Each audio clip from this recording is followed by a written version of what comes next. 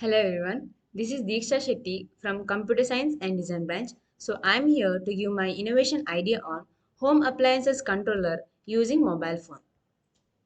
So in the era of advanced technology, our smartphones have become powerful tools that can simplify, streamline various aspects of our lives. One such innovation is home appliances controller using smartphone. This smart and intuitive system allows users to remotely manage and control their household devices with just a few taps on their phone screen.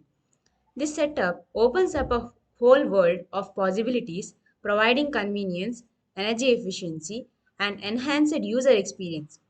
Seamlessly control and manage an array of devices, including lights, thermostats, smart plugs, security cameras, and many more through user-friendly and intuitive mobile interface. So this is the prototype of my idea. So now let us see how it actually works. So basically, the home appliances controller utilizes a dedicated smartphone app that serves as the user interface. Users can download the app and connect it to their home network. The phone connects to the home appliances controller via Wi-Fi, enabling seamless communication between the two devices. Through the smartphone app, users can remotely control their home appliances from anywhere with an internet connection. They can turn appliances on or off, adjust settings, and monitor their status.